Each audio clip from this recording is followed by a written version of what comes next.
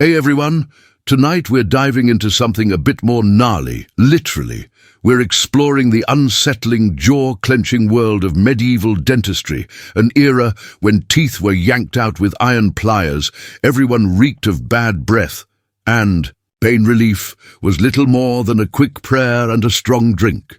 Before we get started, take a moment to like and subscribe if you genuinely enjoy this content, and drop a comment with where you're tuning in from and what time it is there. It's always fascinating to see where everyone's watching from. Now, dim the lights. Maybe turn on a fan for that soft hum, and let's settle into tonight's journey. If you've ever dreaded a dentist visit, count yourself lucky. In medieval Europe, your dentist might also be the town blacksmith, and your checkup was more scream than smile. The life of a medieval dentist doesn't begin with passion.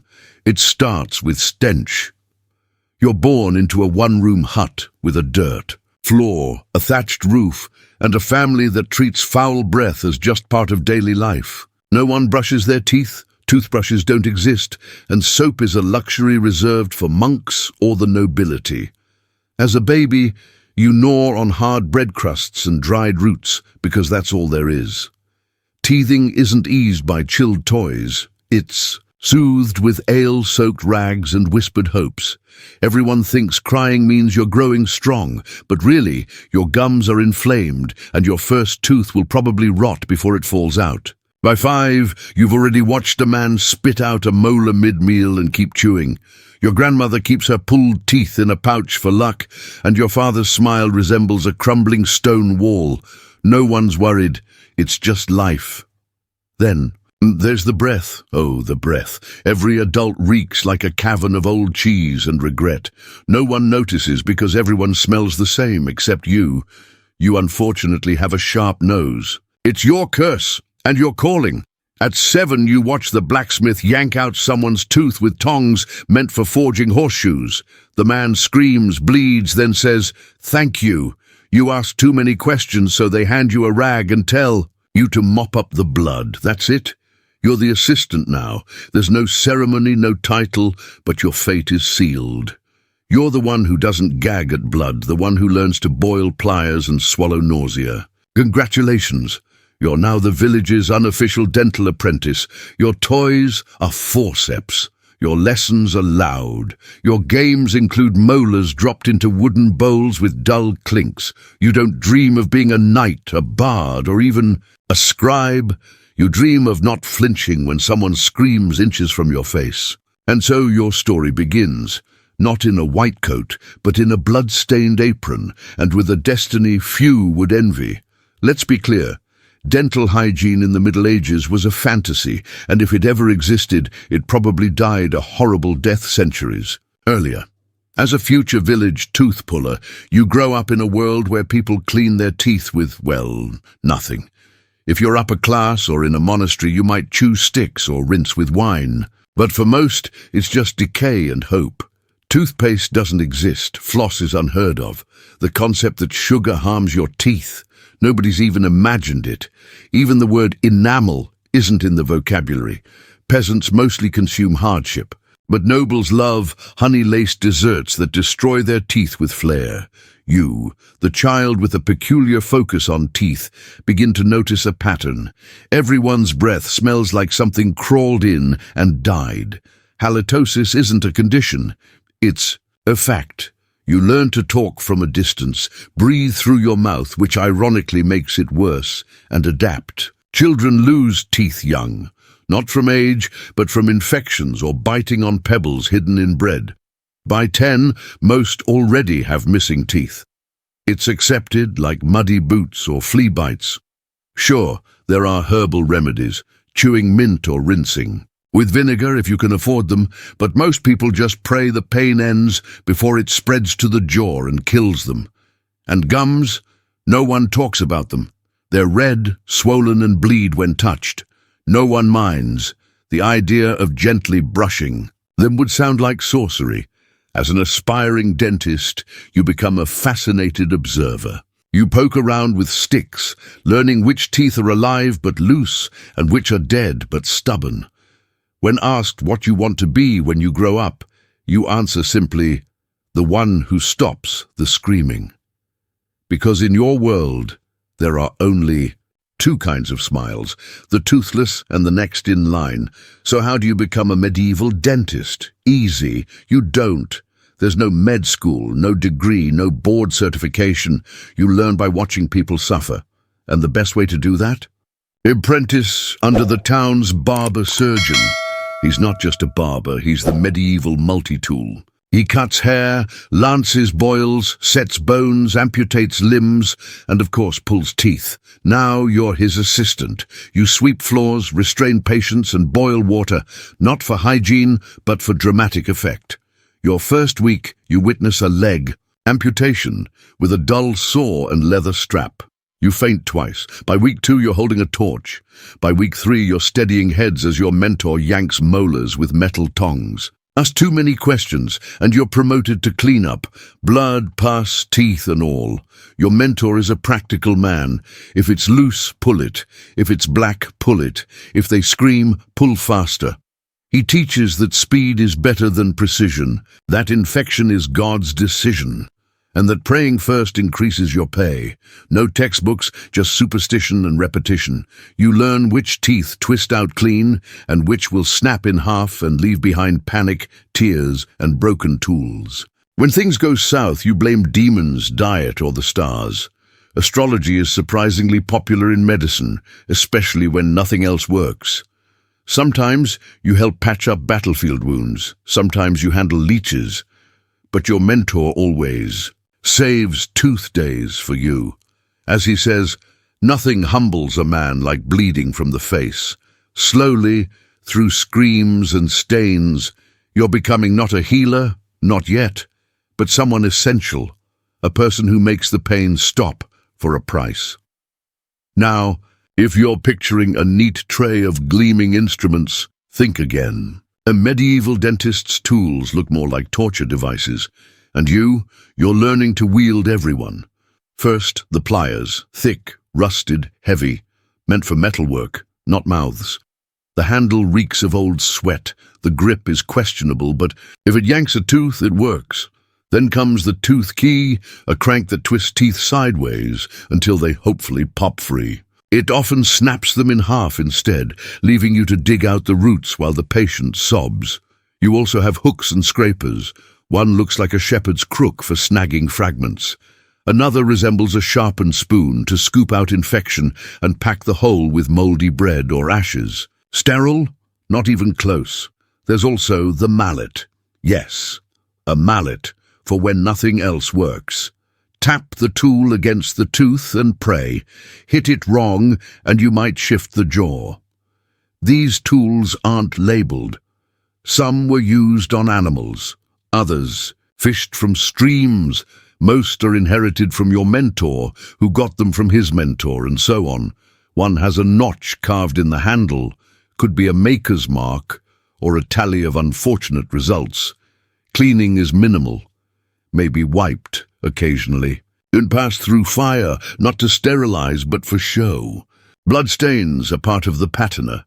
Your job is to keep them ready. Organized, usable, and clean enough.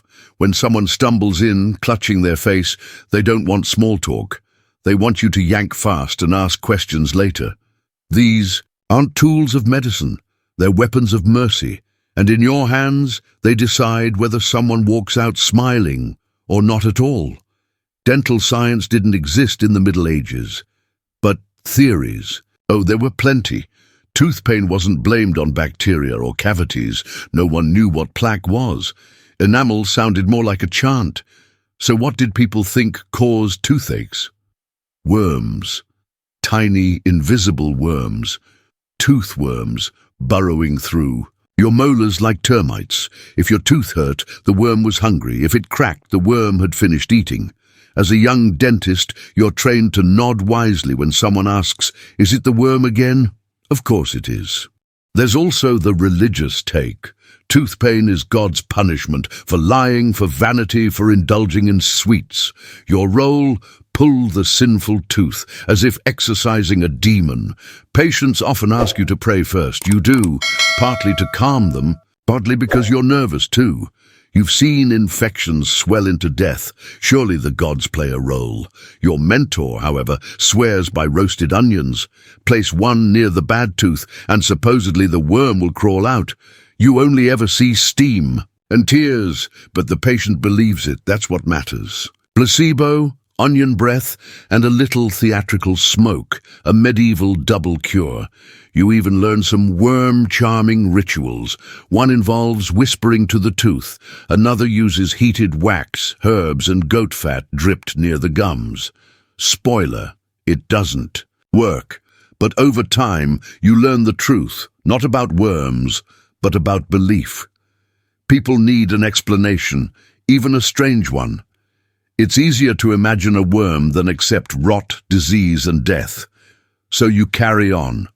Part healer, part priest, part exterminator. Another day with medieval mouth monsters. You've watched your mentor pull dozens of teeth. You've passed tools, held heads, and cleaned the blood. But nothing, absolutely nothing, prepares you for the first time the pliers are handed to you.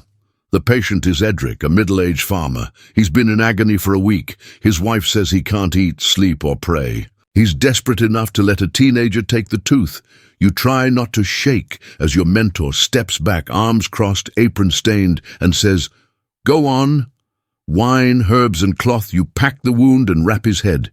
He thanks you with a bloody grin. You hold back tears or the urge to vomit, maybe both just later. Your mentor claps you on the back. "Not bad," he says, "only cracked the jaw a little." You sleep that night with the tooth in your pocket, your first trophy, your first scar. After pulling a few more, you begin to notice something that never fades. Not in the workroom, not in your clothes, not even in your dreams. It's the smell. At first it creeps in, a faint sourness in the air. You assume it's stew next door or your mentor's feet, but eventually you realize it's mouths rotting. Teeth have their own distinct stench, a revolting mix of pus, blood, spoiled food, and the unmistakable tang of dying flesh. Every time someone opens wide, it hits like a wall, and it clings to your apron, to your hair, to your nails. Then there's the smell of fear. Sharp, metallic, strongest when the patient is sweating, eyes darting, fists clenched white around. The chair. Fear has its own odor, blending with tooth rot, garlic breath, damp wool, and the hopelessness hanging in the air. No candle or herb can cut it. You stop trying. You also start keeping track of how many faint before the pliers even touch their gums. You learn to catch heads before they slump. You get better at guessing who'll scream, who'll faint, who'll bolt. You have a rope for that now, standard practice. Sometimes the decay is so far gone, the tooth collapses under the tool like old bread. What comes out isn't a tooth, but a shadow of one, black, soft, a remnant of meals past, and infections. Future. You try not to breathe too deeply. But it's no use. The smell is part of you now. Outside the workroom, people instinctively recoil. Children cry when you pass. You've become a warning bell for the senses. One day, a merchant you treated weeks ago passes in the market, nods politely, and covers his nose. You're used to it, because in this profession, you don't just carry pliers and rags. You carry the scent of every open mouth you've entered, and there are many more ahead. At some point, you stop seeing mouths as human features. They become battlefields. You're the cleanup crew after the war. Every patient has a story behind their teeth, and it's always written in blood, rot, and shattered enamel. Mouths become disaster zones, black stumps, cracked molars, exposed nerves, gums, like bruised plums. Some teeth slant sideways, leaning like drunks. Others stand alone, yellow, brittle, the gums underneath swollen, infected, or grey with disease. You've seen maggots, not once, several times. You've stopped asking questions. Now, you just pry open the mouth and assess the wreckage. Some teeth shift when the patient breathes. Others shatter instantly under pressure. Sometimes there's not a single intact tooth left, just roots pushing through pus and pain. Then there are the infections, boils under tongues, cysts behind molars, entire jaws pulsing with every heartbeat. You once drained a pus pocket the size of a walnut. The man thanked you through tears. That was a good day. You work fast, not for speed, but to avoid dwelling on the site. These aren't dental checkups. They're emergency extractions. You don't fix, you remove, you scrape. You pray. There's a bucket for the teeth you pull. By midday, it's half full. The smell always hits before the weight does. Eventually, you start recognizing people by their mouths. The blacksmith with the abscess under his tongue. The baker, whose gums bleed when he blinks. The widow with 7 jagged roots pointing in different directions. It becomes routine. You try to stay detached. But sometimes someone opens their mouth and what you see chills you. Not because it's worse, but because it's familiar. That molar throbbing at night, you've seen it before, in others. Now it's yours. You stop reacting to screams. They fade into the background, echoing off stone walls like some macabre choir. Each one distinct, high and panicked, low and primal. You used to comfort people, a warm cloth, a whisper, a lie that it wouldn't hurt.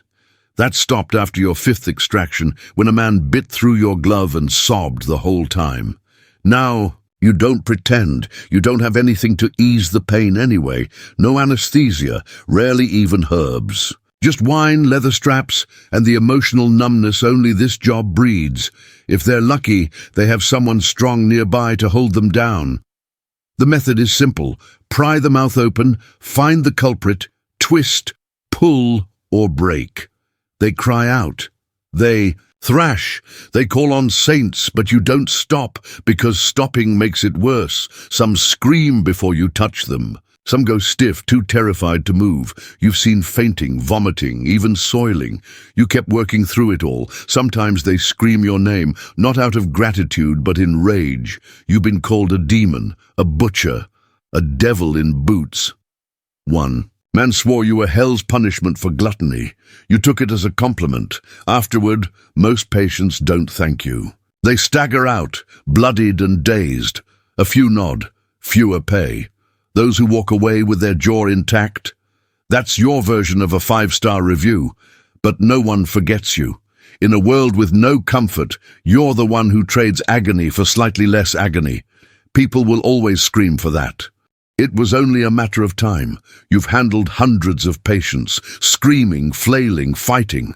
You've dodged knees, elbows, even a panicked nun's headbutt, but nothing prepares you for the bite. It begins like any other day. A local miller shows up, clutching a swollen jaw.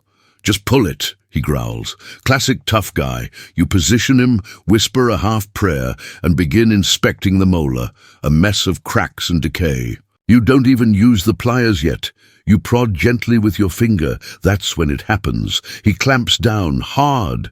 Your finger is trapped between 2 rotting teeth. Pain floods in. You scream. He screams. Someone in the next room screams in. Sympathy, you try to yank free, too late. His jaw locks from panic, not malice, but your skin doesn't care, it tears. Blood floods your glove. Your mentor rushes in, forces his mouth open with the blunt end of a tool. You stagger back, your fingertip torn, nail half gone. Your hand swells immediately. No antiseptic, just wine, hot water, and the hope that God's feeling merciful. You wrap it and keep going. There are still 5 extractions to do before nightfall, and you need the coins. Your hand throbs, red, inflamed. Infection comes fast. Human mouths are breeding grounds for misery. You burn with fever. 2 days of hallucinations, talking. With the Virgin Mary about molars, you recover, mostly. The finger never bends quite right again. A souvenir, the miller sends you bread once a year, guilt-ridden and toothless. After that, you work differently, faster, more cautious. You start using a metal probe instead of fingers, because in your job, the worst bite doesn't come from animals. You'd think nobles with silk robes and feathered hats would have perfect teeth. They don't. In fact, the wealthier they are, the worse it gets. Why? Sugar, candied fruit, imported wine. Pastries so sweet, they melt enamel on contact. You get called to manors and castles with polished floors, and mouths full of ruin. Behind powdered faces and perfumed robes are abscesses, bruised gums, and blackened teeth. And still, the nobles expect you to be graceful, discreet. They recline on velvet while you kneel in rot. They want silence, speed, denial. One noblewoman insisted her tooth was just misaligned. You removed it in 3 bloody chunks. They don't scream like peasants. They faint. They whine. They complain the rinse tastes bitter, or the linens. Due course. One lord paused mid-extraction to compose a poem, and there's the cosmetic work. When a noble loses a front tooth, it must be replaced. You filled gaps with wax, painted teeth with white lead. Once carved a canine from ivory, it fell out mid-banquet. They pay well, coins, chickens, rings, even a cloak once, though it smelled like wet fur.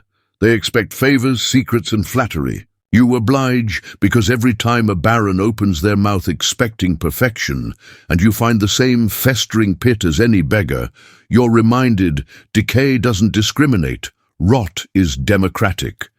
And you're the equalizer, pliers in hand, reminding everyone, beneath the silk, they all rot the same. By now your reputation goes before you, but not in a good way. You enter a tavern. Silence. Children hide. A man once spat at your feet, muttering about plague spirits. Another wore a charm to keep your curse away. You're not seen as a hero, not even as a healer. You're the tooth man, a necessary evil. Like famine, like taxes, they come only when the pain wins over the fear. No one visits you casually. They show up desperate, sweating, hollowed by infection. You try to be kind. But kindness disappears when they see the pliers. Some flinch at your voice. Some avoid your eyes. The boldest ones offer a nervous smile, with whatever teeth they still have. No one celebrates your success. If you do it right, they scream. If you mess up, they scream louder. Save a life. Forgotten. Miss a molar. Legend. One woman claimed you. Pulled the wrong tooth. You didn't. But the tale spread until you were the man who stole molars for sport. A group of boys once followed you, chanting a rhyme. 1 for the farmer, 2 for the now. In the quiet that settles after 3 patients. In a row, don't wake again, you keep working. The plague ravages bodies but feeds business, and people begin whispering about you. The one who drained poison from a neighbor's neck. The one who pulled 3 infected teeth, and the man lived. The one who might know something even the priests don't. You don't deny them. In a time when everyone's dying, being a little less deadly makes you powerful.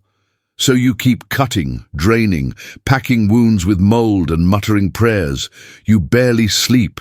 You speak only when required. But you're alive. In the age of plague, you've become more than a man with pliers. You're the one they call when hope is almost gone. It starts with a dull ache. Harmless. A throb in your jaw after a long day. Easy to dismiss. But you know, better. You've watched this unfold 100 times in 100 mouths. It always begins small, then takes everything. At first, you convince yourself it's just fatigue. You gargle wine, you chew cloth, you rub your jaw in secret. But deep down you know the rot has reached you. You push through. There are worse mouths, peasants with none at all, nobles whose breath wilts flowers. You've endured others' screams. Surely you can survive your own. But the pain builds, climbing up your jaw, into your ear, behind your eye. You stop eating, you fall silent, you start dreaming about the tooth, the same one, again and again, falling out, sprouting worms, whispering. In Latin, you consider asking your apprentice for help, but he's too inexperienced. He hesitates, still wipes his tools on his sleeve. So one night, by the dim light of your own workshop, you do what you've always done. You pull it yourself. You place a wooden block between your teeth, steady your hands, and reach in with the pliers. You've done this countless times. You know the grip, the twist, the extraction, but never on yourself. The pain defies words, not because it's worse, but because it's yours. You groan, half in rage, half in pain. You sweat through your tunic. You taste blood, then more of it. And finally, relief, sort of. You drop the tooth into your tin bowl. It clinks against the others. You stare for a moment. Just one more ruined piece in a room full of them. You clean the wound, but you don't pack it. Not out of neglect, but pride. You'll heal. Or not. That's always been the deal. The pain fades, but something remains.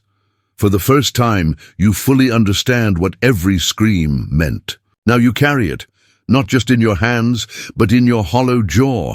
There's no noble ending for a medieval dentist, no cathedral tomb, no gilded plaque, no choir singing praises for pulled teeth and drained abscesses. Just an old man in a blood-stained apron hunched at his bench, tools worn down to crooked metal stubs. Your hands ache. Your knees grind like worn teeth, your eyes blur by nightfall, and your ears ring with the screams of the past. The patients still come, but you move slower. You speak less, your grip trembles. One day you reach for bread and feel it. A crack, a soft crumble in your mouth, another tooth, your own, gone. You don't bother saving it, you've lost track. You no longer eat apples, you drink your meals, you chew only when required. Your tongue explores the gaps like a soldier wandering. A ruined battlefield. There are fewer survivors each year. You wonder, will the villagers remember you? The man with death on his breath and mercy in his hands. The one who pulled more teeth than most had in their heads. But honestly, they won't build you a monument. You're no priest, you're no knight. Just the man who helped them scream a little less. Your grave will be shallow. Maybe your name will be carved into a plank. Maybe not, but your work lives on, in every jaw that no longer throbs with agony, in every child who didn't die from a swollen gum, in every noble who hid their decay behind painted lips and never said thank you. And in the bucket of teeth beneath your bench, a quiet monument to a life spent among blood, rust and nerve. When you die, there will be no procession. Just silence in the workshop, and a smell that lingers a day too long. Eventually, someone else will pick up the pliers, someone younger, hungrier, less haunted. The screams will return, but for now your hands fall still, your breath fades, and somewhere in the village, a child will clutch their jaw and ask, "Where's the man who makes it stop?" But you'll be gone, no tombstone. Just gums. Before silk, linen, or anything resembling fashion, there was only skin, exposed to sun, wind, insects, and every force nature could offer.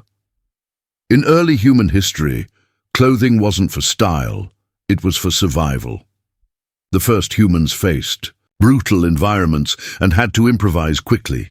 They used what they had, animal hides from hunts, tree bark, woven reeds, even grass twisted into skirts and belts. It wasn't elegant, but it worked.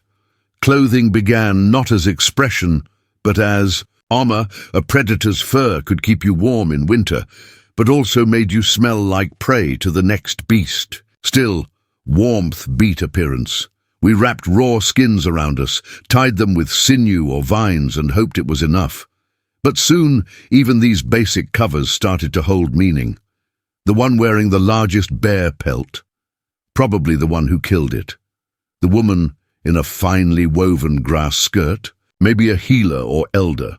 Clothing began to suggest status. Archaeological finds, like bone needles, date back nearly 40,000 years, showing we were already customizing garments. That's more than function. That's foresight. That's human. As people migrated to new climates, tundras, deserts, jungles, our clothing adapted. In the cold, tight wrappings and layered furs. In heat, loose, breathable fabrics. It was invention through necessity, technology stitched in silence. And that was just the beginning. Think of ancient Egypt, pyramids, gold, jackal gods. But look closer. Everyone's wearing linen, not silk. Not wool, linen, not just any linen, bleached, smooth, meticulously pleated.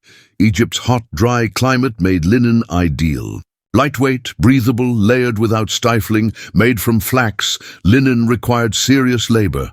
Harvesting, soaking, beating, spinning, and weaving. It wasn't cheap. Pharaohs wore it, priests wore it, even the dead wore it, wrapped head to toe in linen.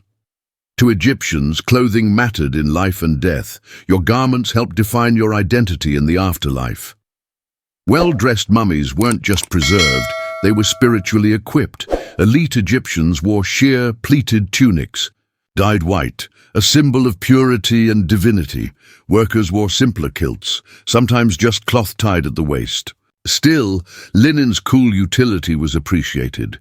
Children often went naked until puberty, but even their first cloth marked a rite of passage. Jewelry completed the look. Broad gold collars, lapis amulets, beaded sandals. Nobles wore wigs, painted their eyes, and perfumed their heads with scented wax cones that melted during banquets. Egyptian fashion was more than vanity, it was ritual. Priests wore only white linen, no wool, no leather, keeping ritually clean. Clothing divided sacred from common. Even servants had garments suited to their tasks, though rarely adorned. Linen defined Egyptian fashion for millennia. While others wore skins and wool, Egypt spun the first true fabric culture, sunlit, refined, and woven into eternity. If Egypt turned flax into fashion, Mesopotamia built its civilization in wool. Between the Tigris and Euphrates, the first cities, were also the first trendsetters. Their look, draped robes, wide belts, layered wool, Sumer, Akkad, Babylon, Assyria, wool ruled. It wasn't just clothing, it was commerce. Sheep were everywhere. Their fleece-powered trade, temple offerings and taxes. Temple complexes managed flocks and textiles, like miniature economies. Clothing was sacred and bureaucratic. Men wore the konakis, a wraparound wool skirt or tunic with a shaggy look, like a fleece worn straight from the sheep. What began as practical became ceremonial. Kings, priests, and gods were shown in kaunakis robes, marking power. Women's garments were also draped, often ankle-length with one shoulder bare. Practical and dignified. Unlike Egyptian tailored linen, Mesopotamian garments were wrapped and pinned, formed by arrangement more than stitching. Social rank shaped the details. Elites wore dyed wool in rich indigos and reds, often with fringe or embroidery. Laborers wore coarse versions. Children often wore nothing until older. Modesty was flexible. Belts and girdles, wool or leather, held garments in place. Many were decorated with bronze or sacred symbols.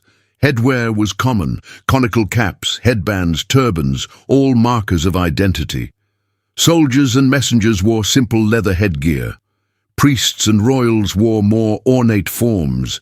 Elaborate accessories completed the ensemble. Earrings, bracelets, and necklaces made from gold, silver, lapis lazuli, and carnelian. Even the poorest individuals often wore a simple bead or protective amulet. So while Egypt flourished in linen, Mesopotamia proudly showcased wool, coarse, warm, and heavy with meaning. Their draped garments weren't just about material. They symbolized status, devotion, and the earliest forms of wardrobe identity. As Egypt refined linen and Mesopotamia celebrated wool, the Indus Valley quietly transformed clothing with something soft, breathable, and surprisingly advanced: cotton. Yes, actual spun and woven cotton, used more than 5,000 years ago. Centered around urban hubs like Mohenjo-Daro and Harappa, the Indus Valley civilization didn't leave behind imposing temples or royal graves, but it did offer signs of a meticulously organized, clean, and fashion-conscious culture. Their garments were simple, clean, and practical, ideal for the hot, humid climate of present-day Pakistan and northwest India. We know this from terracotta figures, seals, and remarkably intricate sculptures.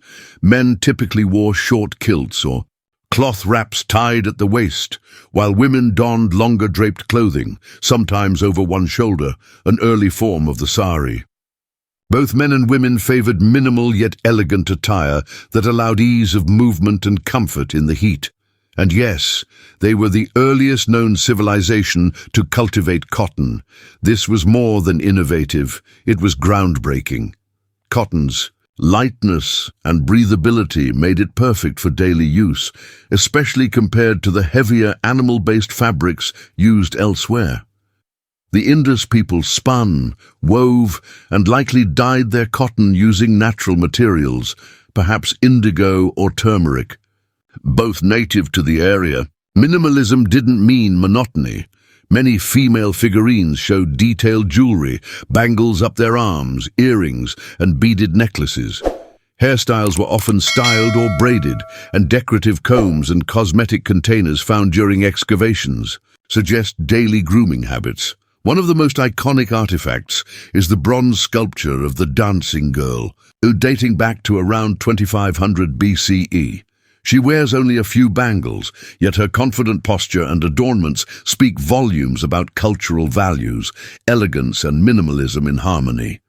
What's remarkable is how Indus fashion avoided excess. There was no need for opulence. Just thoughtfully crafted, climate-friendly clothing integrated seamlessly into everyday life. No gilded robes or layered fabrics, just clean lines and smart material choices. In Harappa's quiet alleys, fashion wasn't loud, but it was far ahead of its time. By the time the Minoans flourished around 2000 BCE on the island of Crete, fashion had evolved into something more vibrant, expressive, and theatrical. The Minoans didn't just dress for the Mediterranean climate. They dressed to impress, to seduce, and especially to dance. Clothing here was art in motion. Minoan men often wore loincloths or kilts, sometimes decorated with sashes. They might be bare-chested, with tight belts emphasizing the waist. But it was the women's attire that truly stood out. Frescoes from Knossos depict Minoan women in distinctive garments, unlike anything from other ancient cultures. Fitted bodices paired with tiered, bell-shaped skirts and open fronts that exposed the breasts. This wasn't a mistake, it was deliberate. Was fashion, status, or ritual, whatever the purpose, it was intentional. These corset-like tops shaped the waist, offering both form and freedom. The dramatic skirts added flair during dances and ceremonies, creating a flowing rhythm with every movement. Minoan clothing was dynamic. Each layer, fold, and color enhanced motion. Fabrics were likely linen or wool, dyed with plant-based pigments in rich reds, blues, yellows, and purples. Decorative borders, embroidery, and possibly imported. Threads provided extra flair. Minoan tailors weren't just making clothes, they were crafting identity. Both genders wore jewelry, necklaces, bracelets, and ornate earrings made of gold, silver, and stones, like carnelian and turquoise. Hair was long and styled, often curled, or braided, with ceremonial headdresses or hats. Even children were carefully dressed, showing how clothing marked age, status, and societal roles. Given women's visibility in Minoan art, their elaborate attire might have represented more than aesthetics. It may have also signaled influence or authority. The Minoans took fashion off the loom and onto the stage, turning each hem into theater, each outfit into sculpture in motion. In ancient China, clothing went beyond fabric. It embodied philosophy, hierarchy, and imperial power. At the center of it all was silk, radiant, soft, and so highly valued that it was once thought divine. In truth, silk came from the humble silkworm, yet its impact shaped centuries of global trade and diplomacy. Silk's origins date back to the Neolithic era, with solid evidence from around 2700 BCE. Legend credits Empress Lezu with discovering silk after a cocoon fell into her tea and unraveled. Whether or not that's true, silk production became one of China's most tightly held secrets, revealing the method was punishable by death. By the Shang and Zhou dynasties, silk symbolized refinement. Unlike coarse wool or rigid linen, silk was smooth, cool, and luminous, perfect for China's diverse climates. It also held dye exceptionally well, becoming a canvas for elaborate patterns, dragons for emperors, clouds for scholars, and waves for courtiers. Dress was strictly regulated. The more silk you wore, the higher your status. Even sleeve length and garment color could indicate your job or social tier.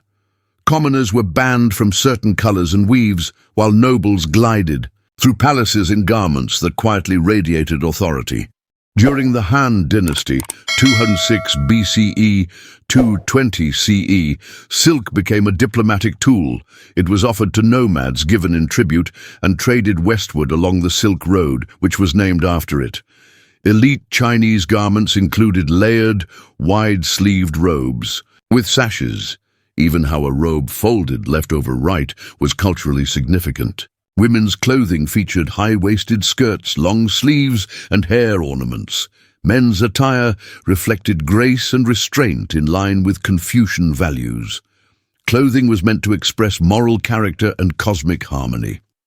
In ancient China, clothing wasn't just personal, it defined identity, philosophy, and social position. In ancient Greece, fashion didn't shout, it flowed, rapped, and spoke with grace. The Greeks avoided tailoring and stitching. Instead, their garments resembled sculpture, structured yet fluid. Using a single piece of cloth, they created outfits that conveyed movement, intellect, and simplicity. No cutting, no seams, just thoughtful folds and geometry. The basic Greek garment was the chiton, a rectangular fabric made of linen or wool, pinned at the shoulders with brooches and belted at the waist. Men typically wore knee-length chitons, women ankle-length. These versatile garments varied by age, gender, and occasion. Over the chiton, citizens often wore a himation, a heavier cloak draped over one shoulder. This served both as warmth and a symbol of dignity, often associated with thinkers and elders. Greek fashion aligned with their philosophical ideals. Simplicity was admired, and excess was discouraged, especially in Athens, where modesty was seen as a civic virtue. Spartans took it even further, wearing coarse red wool and often going barefoot to emphasize discipline over appearance. Still, simplicity didn't exclude beauty. Wealthier citizens wore dyed and embroidered chitons in hues like saffron, indigo, and crimson, decorated with meanders and mythological designs. Women adorned their hair with ribbons and tiaras. Men took pride in grooming their beards. Sandals were worn, though many preferred bare feet, especially in temples or at symposia. Clothing was more than cover, it was dialogue. A well-draped himation conveyed nobility. A disordered chiton could suggest mourning or madness. Greek statues, modeled after real people, preserved the elegance of these garments in marble. Even the gods wore chitons, reflecting the belief that beauty lay in form, not flesh. For the Greeks, fashion was less about the fabric, more about how it was worn, with purpose, presence, and philosophy. If the Greeks draped their identity in elegance, the Romans tailored theirs into structure.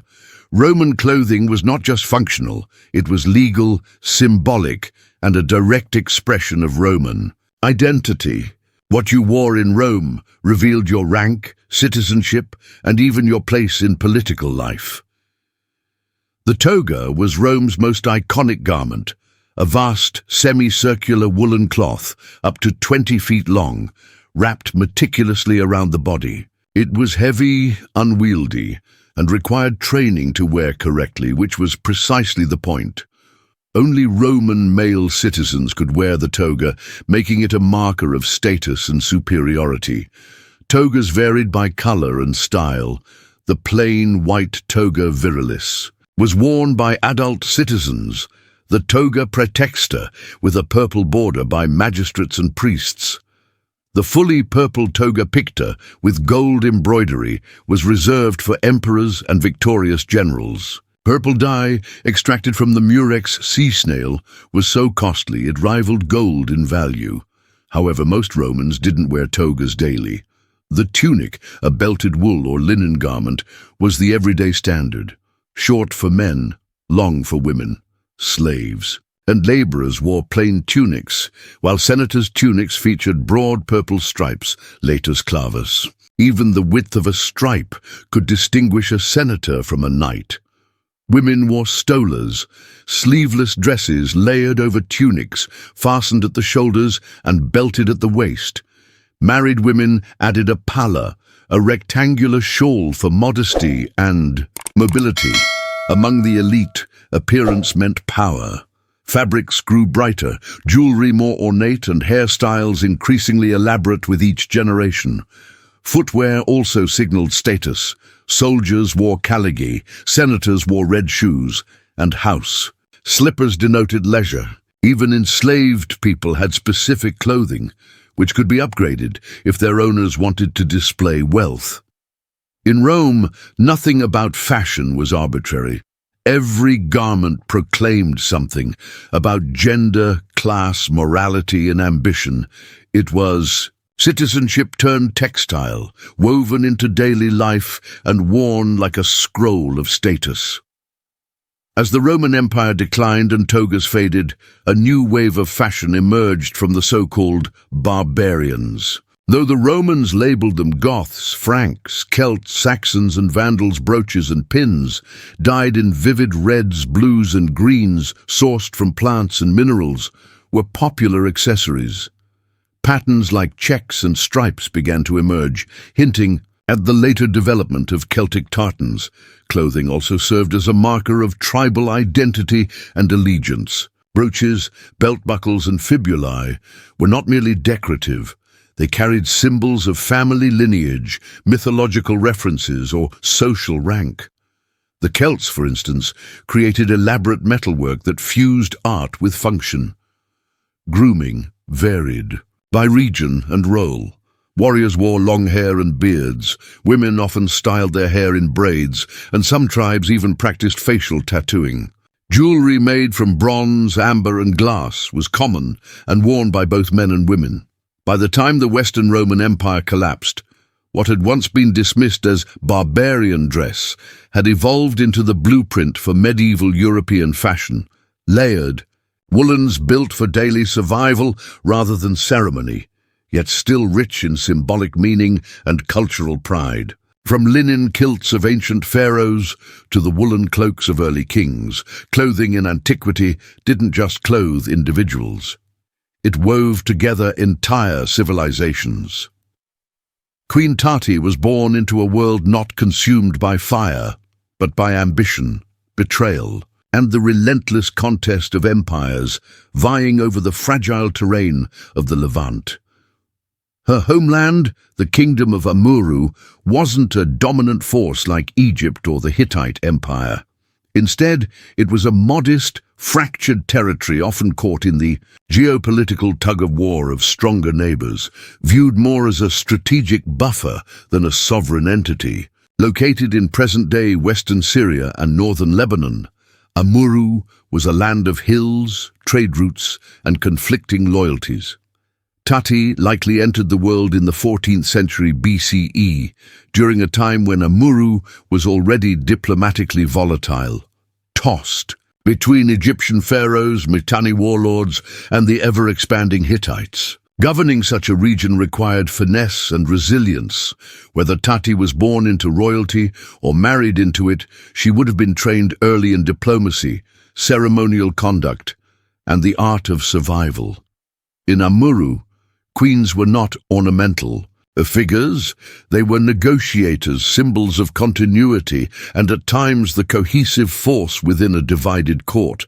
The regional dynamics were rapidly shifting. The once dominant Mitanni kingdom was weakening, losing territory and status to the ascendant Hittites.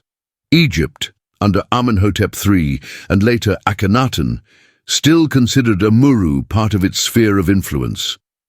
Local leaders found themselves constantly recalibrating.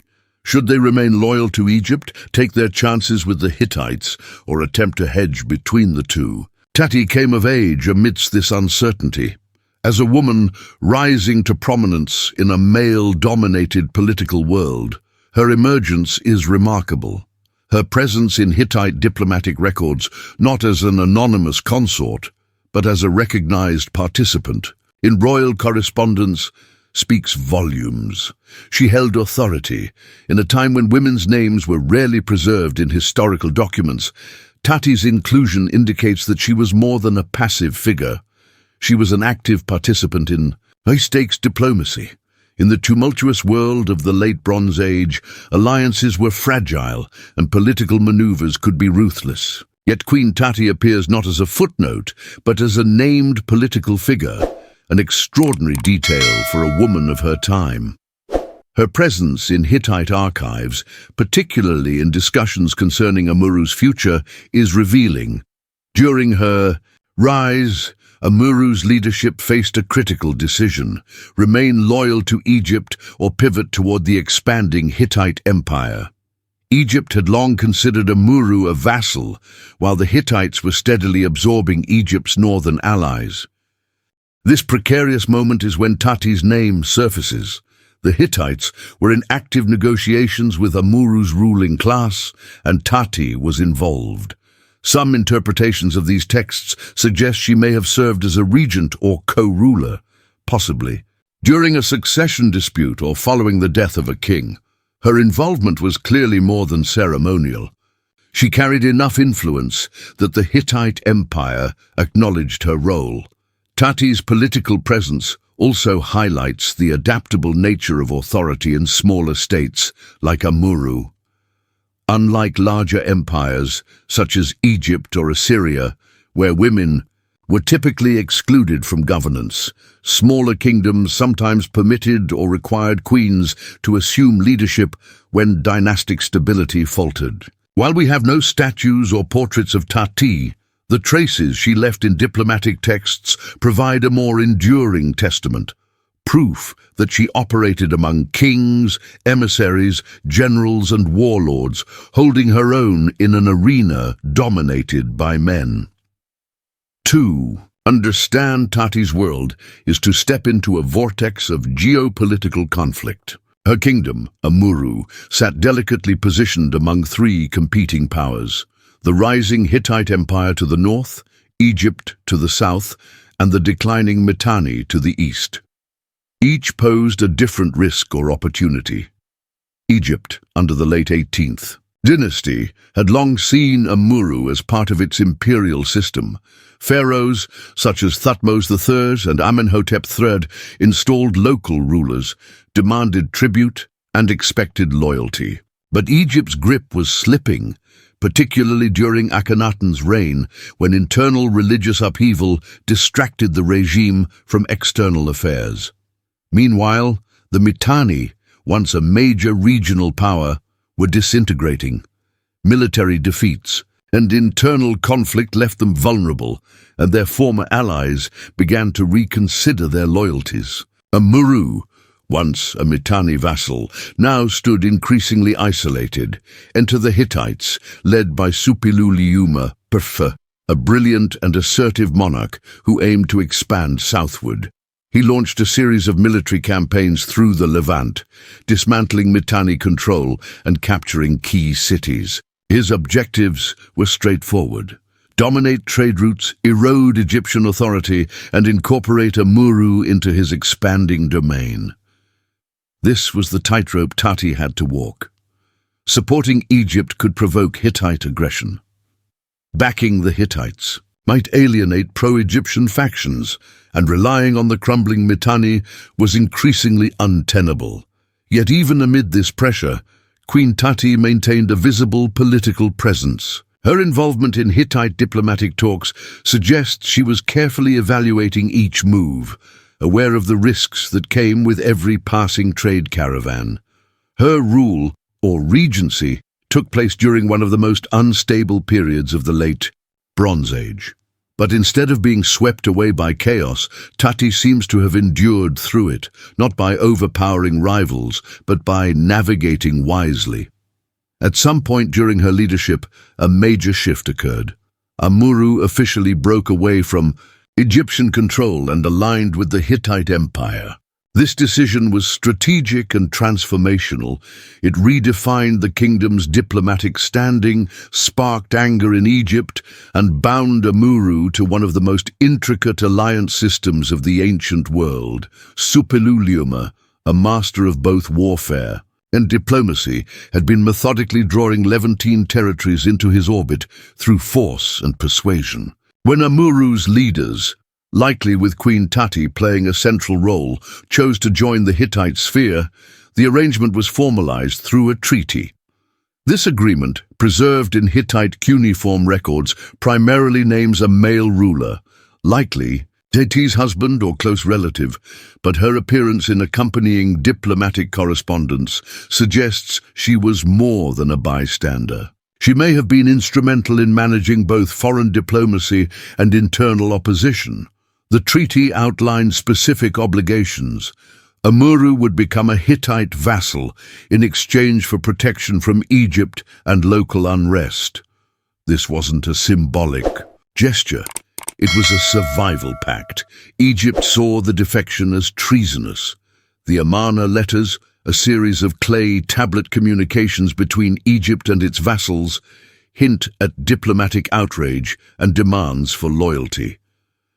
Tati's court must have anticipated retribution, but aligning with the Hittites was a calculated move. Suppiluliuma had shattered Mitanni power, and Egypt was increasingly unstable. Tati's decision, yes hers, was a pragmatic one. The treaty reshaped Amuru's future. It offered security, but came at a cost. Neutrality was no longer an option. The kingdom had chosen a side in a regional power struggle. Queen Tati didn't just witness this transformation, she helped direct it. Once Amuru allied with the Hittites, her court became a focal point of regional tension. Egypt saw the alliance as a betrayal, and betrayal in the ancient world led not just to angry letters, but to military retaliation. The Amarna letters reflect this anger. Egyptian officials accused Amuru of treachery and demanded submission. Though Tati's name isn't prominent in these Egyptian documents, her simultaneous appearance in Hittite records indicates she was deeply involved behind the scenes. What followed wasn't just military conflict, it was a crisis of trust. Egypt began isolating Amuru diplomatically, while border skirmishes likely escalated. Internally, Tati would have faced opposition from factions with long-standing ties to Egypt. Traders, military officers, even members of the royal household might have questioned the shift in loyalty. Tati had to manage these divisions carefully. Her authority was likely bolstered by her position, possibly as Queen Mother, senior consort, or regent. Her diplomatic skill and political experience would have been vital in holding the court together. She wasn't simply reacting to events, she was actively shaping them, managing the emotional fallout of severed alliances and preparing for an uncertain future. Yet even betrayal can open the door to reinvention. Under Hittite patronage, Amuru assumed a new identity, not as an Egyptian satellite, but as a key Hittite ally. This repositioning brought economic advantages too. Trade routes stabilized, and Hittite merchants and diplomats began arriving. For Queen Tati, the aftermath of political upheaval became a test of resilience. Her legacy, though preserved only in fragments, speaks of diplomatic tightrope walking under constant threat. She had no certainty, only decisions, each one with the potential to spark conflict or preserve peace. But she endured, and in the late Bronze Age, endurance was everything. And betrayal. Through these clay tablets, she speaks not in her own voice, but through the recognition of others. That alone marks her as extraordinary. She lived during an era marked by constant warfare and shifting alliances, and yet her name survived, recorded in the quiet bureaucracy of ancient empires. Queen Tati's legacy echoes softly but firmly. By aligning Amuru with the Hittite Empire, Queen Tati secured her kingdom's survival. though it came at a price. The alliance brought both protection and oversight, with the central figure of that oversight being Suppiluliuma, the formidable Hittite king who reshaped the Near East with strategic brilliance and iron rule. For Tati, maintaining Amuru's position under his gaze required a delicate balance between cooperation and submission. Suppiluliuma was no passive figurehead. His grip on vassal states like Amuru was near total. He sent envoys, demanded tribute, and expected unwavering loyalty. Tati and her court were obligated to honor every term of their treaty, supporting military campaigns, protecting trade routes, and permitting Hittite influence within their governance. It's likely Tati had to welcome Hittite advisors at her court and accept a nearby Hittite military presence. Her decisions, both foreign and domestic, were no longer entirely her own. Yet she was not without influence. Tati's strength lay not in defying Suppiluliuma, but in navigating his expectations, earning his trust, and using the alliance to reinforce her own rule. Her greatest challenge may have come from within. Local elites, merchants, and religious authorities, long tied to Egypt, may have resisted Hittite control. Tati had to play mediator, keeping her overlord satisfied while managing unrest at home. This demanded exceptional diplomacy, political insight, and awareness of ever-shifting loyalties. Still, the Hittite king entrusted her court to enforce his will, a sign of confidence in a time when disloyal vassals were swiftly replaced or eliminated. Under her leadership, Amuru remained stable, and her presence continued in diplomatic records. This was not the freedom of an independent monarch. It was a more fragile role, that of a negotiator between empire and people, survival and sovereignty. Few played it as well as Tati. She lived under Suppiluliuma's shadow, but she wasn't diminished by it. She knew how to yield without collapsing. In the brutal logic of Bronze Age geopolitics, that was a significant achievement. That her name survives in historical records at all is unusual, even extraordinary. The Bronze Age rarely preserved women's names, much less their accomplishments. Yet Tati's is inscribed in Hittite diplomatic texts, not as a queen consort or a figure behind a ruler, but as a political actor. Her legacy, though faint, contrasts sharply with the silence surrounding most women of her time. The late Bronze Age included many powerful women whose influence was understated, Egyptian queens like Tiye and Nefertiti, or future Hittite leaders, like Puduhepa. But most of them came from dominant dynasties or were married to powerful rulers. Tati, on the other hand, came from or ruled in a small buffer state, constantly vulnerable to conquest or collapse. That her name appears in foreign archives at all is remarkable. There are no monuments to Queen Tati, no statues, no gold burial mask, no temple reliefs bearing her image. Her kingdom didn't build in stone, but in strategy, treaties, calculated, marriages, and compromise. Her legacy lives not in marble, but in clay tablets, fragile, easily broken, yet still carrying her name across time. She remains one of the rare women of the Bronze Age to wield power in a time of tremendous upheaval. Whether she was a regent, consort, or widow, she held real authority.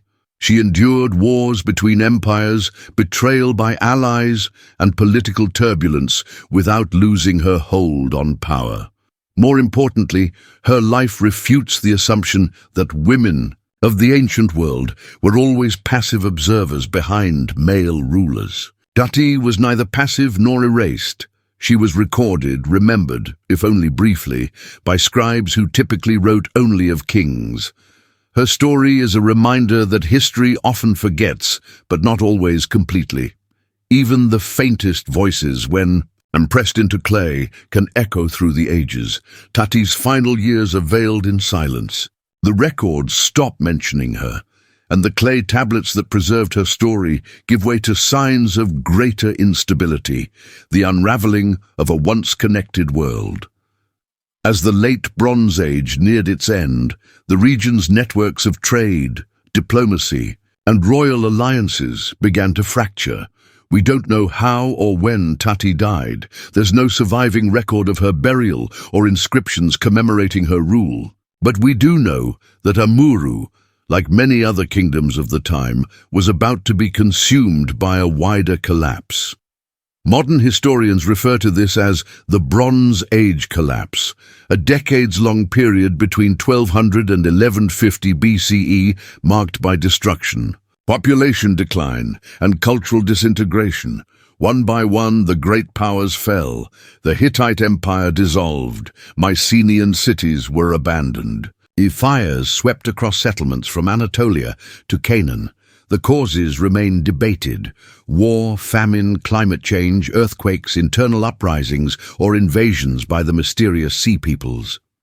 Most likely it was a combination of these factors. A convergence of calamities. Amuru, positioned between a declining Hittite empire and a revived Egypt under Ramses III, could not escape. What had once been a strategically valuable location now became a liability. Armies crossed its borders. Trade. Routes failed and alliances crumbled. The political game board that Tati had so carefully navigated was overturned, the pieces scattered, yet the mere fact that we know her name is significant.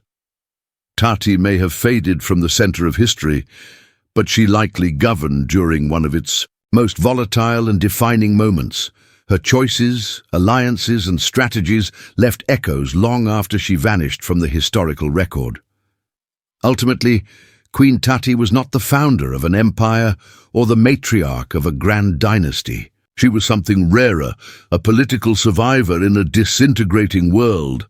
Her legacy may lie buried under ruins and preserved only in fragments of clay, but her name endures, resilient, dignified, and unforgettable. A queen without a tombstone, but not without remembrance. Long before dynamite and drills reached it, the mountain now known as Mount Rushmore stood undisturbed in the Black Hills of South Dakota. To early 20th century Americans, it was just another granite peak, but to the Lakota Sioux, it was sacred land. They called it Paha Sapa, the heart of all that is, a spiritual site, not a monument. The Black Hills were legally granted to the Lakota through the Treaty of Fort Laramie in 1868, a formal promise that the land would remain theirs. But the promise was short-lived. When gold was discovered in the region a few years later, prospectors surged in, and the U.S. government revoked the treaty. The hills were seized, and the Lakota were pushed aside. Their sacred grounds were sold, mined, and ultimately carved with explosives. By the 1920s, America was looking for myth. World War I had ended, but a new identity crisis had taken root. One, defined by rapid modernization, industrial change, and the search for national unity. Against this backdrop, South Dakota historian Doan Robinson proposed an idea: carve giant images of American heroes into a mountain to boost tourism and honor the country's greatness. Robinson's original vision featured Western figures like Lewis and Clark, Red Cloud, and Buffalo Bill. But once Gutzon Borglum, an ambitious sculptor driven by grandeur and nationalism, joined the project, the plan evolved. Borglum had a bigger vision. Instead of local heroes, he proposed carving the faces of 4 U.S. presidents on a monumental scale. The chosen mountain wasn't random. It had the right granite quality, high visibility, and ideal sunlight. But it also stood on land taken from indigenous people, a fact that was ignored or dismissed by supporters at the time. The mountain's name, Mount Rushmore, had only been coined in 1885 after a visiting New York lawyer. The land's original Lakota significance was overwritten. Borglum saw the mountain not as landscape, but as a blank canvas for national myth. He was no ordinary artist. Born in 1867 to Danish immigrants, Borglum studied in Paris and was inspired by classical sculpture and European romantic nationalism. He believed art should evoke civic pride and national identity. He was already known for bold public works across the U.S., but his most controversial early project was the Confederate Memorial at Stone Mountain in Georgia. That effort fell apart amid financial and creative disagreements. Borglum left with experience in granite carving and explosives, and a desire for a fresh, grander opportunity. When Robinson approached him with the Mount Rushmore idea, Borglum saw more than a tourist attraction. He envisioned a shrine to American democracy, featuring presidents he believed embodied the country's founding, expansion, preservation, and growth. He chose George Washington, Thomas Jefferson, Abraham Lincoln, and Theodore Roosevelt. Borglum's involvement turned a state-level plan into a national monument. He had political connections, including President Calvin Coolidge, and he knew how to attract funding, media coverage, and patriotic support. For Borglum, art served a national purpose, but his vision also carried controversy. He held strong nationalist views, and his earlier connections with white supremacist groups, including the Ku Klux Klan during the Stone Mountain Project, continue to cloud his legacy. Still, his technical expertise was undeniable. When Borglum looked at the Black Hills, he didn't see wilderness. He saw permanence ready to be sculpted. Mount Rushmore wasn't shaped by hand tools alone. It was built with dynamite, drills, and jackhammers, forceful, calculated destruction directed by Borglum and over 400 workers. From 1927 to 1941, explosions echoed daily as granite slowly gave way to form.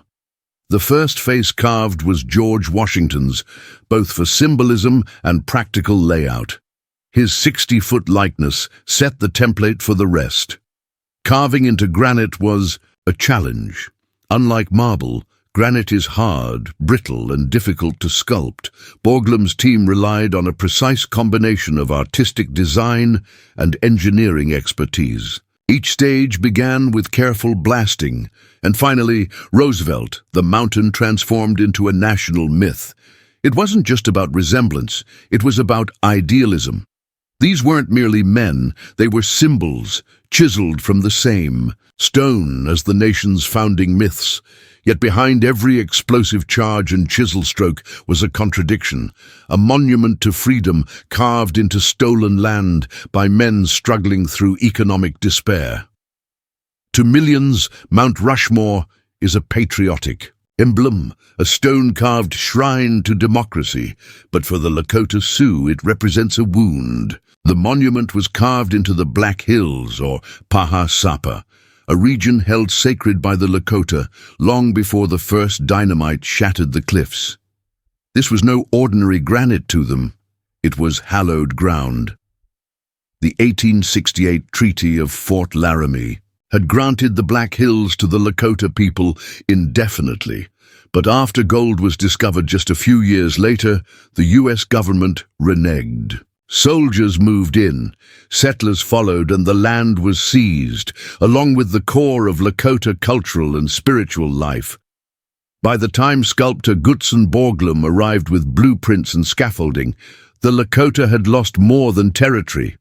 They had lost faith in every treaty ever signed. Then, to deepen the wound, the faces of 4 U.S. presidents were selected to be carved into the hills.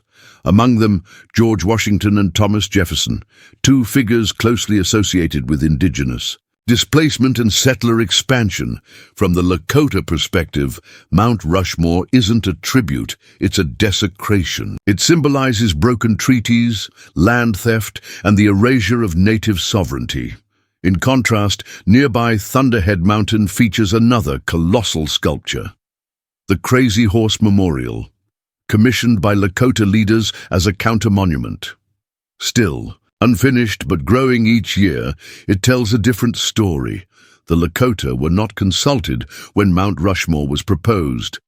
Their protests were dismissed, and their legal and cultural claims were pushed aside by courts and public sentiment. Even today, they continue to assert their rights through activism, legal battles, and symbolic acts, like the 1980 Supreme Court ruling in United States versus Sioux Nation, which acknowledged that the Black Hills were taken unlawfully. Though financial compensation was offered, the Lakota rejected it. They want the land returned. So while Mount Rushmore may appear still and resolute, it carries unresolved tension. It's not just a monument, it's a reflection. And depending on where you stand, what it reflects might be pride or pain. The first face to emerge from the mountain was that of George Washington, a 60-foot portrait of the man often called the father of the nation. Goodson Borglum chose Washington to symbolize the birth of the United States, its revolution, founding ideals, and early identity as a republic. But as the granite fell away, the image that emerged wasn't just a face, it was myth cast in stone. Washington's carving began in 1930 and set the pace for the rest of the monument. The work took years, from explosives to fine chiseling, and was unveiled in phases. Borglum demanded that the expression reflect calm authority and timeless leadership. Every detail had to be flawless. The nose alone measured over 20 feet. Next came Thomas Jefferson. Originally intended to be on Washington's right, his carving had to be blasted away when the granite proved unstable. He was repositioned to Washington's left, and the process restarted at great cost in time and resources. Eventually, Jefferson's gaze took shape, looking steadfastly across the Black Hills. Jefferson represented the nation's expansion, especially through the Louisiana Purchase. But his legacy extended beyond politics. He was both the author of liberty and a slave owner, a democratic visionary who also promoted the absorption of indigenous lands into the expanding American state.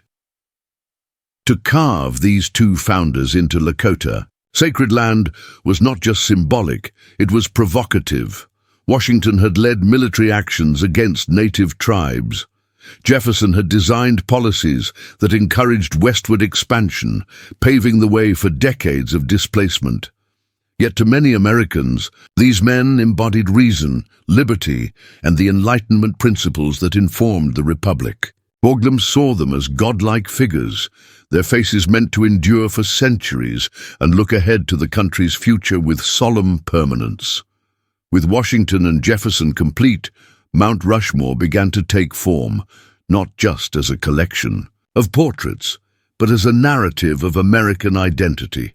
Whether you see founders or conquerors depends on your vantage point. But Borglum wasn't finished. To complete his vision of the nation's progression, he turned to Abraham Lincoln and Theodore Roosevelt, two presidents not tied to the founding, but to moments of national crisis and transformation. Abraham Lincoln was the third face carved, and Borglum's personal favorite. He saw Lincoln as the great unifier, the man who preserved the Union and ended slavery. To him, Lincoln represented national endurance. His solemn face, deep-set eyes, and recognizable beard conveyed the burden of leadership during a time of civil war. His carving took years, from 1937 to 1939, and demanded painstaking detail, most of it shaped by hand. Then came Theodore Roosevelt, a more controversial choice. Borglum selected him to symbolize America's emergence as a modern power, its industry, ambition, and global presence. Roosevelt had been a personal friend, and his progressive reforms, trust-busting, and conservation efforts made him, in Borglum's eyes, the embodiment of dynamic leadership. Roosevelt's face, nestled between Lincoln and Jefferson, was a technical feat, complicated by its recessed location and the delicate rendering of his thick spectacles shaped with metal rods to suggest glass lenses. His inclusion sparked debate. Critics argued he hadn't yet earned a place alongside the historical giants, but Borglum stood firm and won. Together, Lincoln and Roosevelt completed the monument's four-part story: birth, expansion, preservation, and development, a chronological vision of American aspiration told through the nation's most powerful leaders. But each man's legacy, especially Lincoln's and Roosevelt's, also includes chapters on indigenous policy, imperialism, and domestic turmoil. Still, their faces, carved at monumental scale, were meant to be eternal. Their stone visages were less about who they truly were and more about what the nation chose to remember. Building Mount Rushmore wasn't just an artistic endeavor, it was also a political campaign. From the start, the project was entangled in American nationalism, economic struggle, and government bureaucracy. Carving 4 massive faces into a mountain required more than artistic talent. It required funding, and Borglum was tireless in chasing it. Work began in 1927, during economic prosperity, but just 2 years later, the Great Depression hit, drying up funding nationwide. Infrastructure projects stalled, banks collapsed, and people went hungry. Yet somehow, Mount Rushmore continued. Borglum understood the value of spectacle and the leverage of national pride. He didn't just promote the monument as an homage to presidents, he pitched it as a beacon of hope in bleak times. He courted politicians, lobbied Congress, and rallied public support. He wasn't merely an artist, he was a skilled promoter, and Mount Rushmore was his platform. In the 1930s, under Franklin D. Roosevelt's New Deal, the federal government began investing heavily in public works. Borglum secured backing through the National Park Service, elevating the project from local curiosity to national icon. Carving greatness into stone became a symbol of resilience, creating jobs and inspiring patriotism. Still, fundraising was never smooth. Borglum clashed with oversight committees, resisted design changes, and demanded total creative control.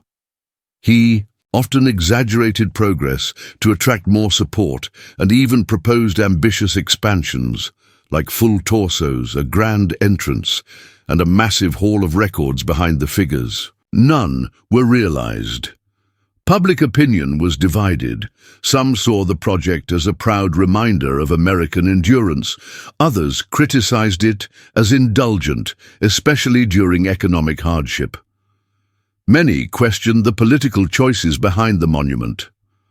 All 4 presidents were white, male, and tied to expansionist legacies, but the funds kept coming. To Borglum, every donation was a vote for not just his project, but for the American myth it aimed to preserve. By the late 1930s, Mount Rushmore was nearing completion. 3 presidents were finished, the 4th underway. Then, in March 1941, Gutzon Borglum died suddenly from surgical complications. He was 73. The man who had envisioned, sculpted and championed the monument was gone, and the project was left without its driving force. Borglum hadn't just been the artist, he had been the mastermind, the planner, fundraiser and public figure who held everything together. While blueprints and plaster models remained, his energy did not. His son, Lincoln Borglum, took over, a quiet, capable man who had worked closely with his father, but lacked his dramatic flair. While Gutzon dreamed of full-body carvings and elaborate inscriptions, Lincoln focused on finishing Roosevelt's face and securing the site. But global events intervened. With the onset of World War II, national attention shifted. Federal funds were redirected to the war effort, and priorities changed. America now needed tanks and ships, not monuments. On October 31, 1941, work on Mount Rushmore officially ended. The carvings remained incomplete by Gutzon's original design, but the monument was already monumental. The Hall of Records, intended to hold America's key documents, remained an empty chamber behind Lincoln's head. Only decades later, would a time capsule of historical texts be placed there. Yet even in its unfinished state, Mount Rushmore stood as a complete idea. The 4 presidential faces looked out over the Black Hills, not exactly as Borglum imagined, but iconic nonetheless. His death had changed the project, freezing the dream in stone. What had once been dynamic and evolving became fixed and silent, like the granite it was etched into. Today, Mount Rushmore stands as one of America's most recognized landmarks, a towering mix of national pride, tourism, and political debate. To some, it's a breathtaking celebration of American ideals. To others, a painful symbol of conquest and dispossession. Its meaning changes depending on who's looking. More than 2 million people visit each year, drawn by patriotism, curiosity, or the sheer marvel of engineering. But beneath the surface, Mount Rushmore's legacy remains complex. The monument is not just a tribute to 4 men. It's a flashpoint in conversations about history, race, land rights, and national identity.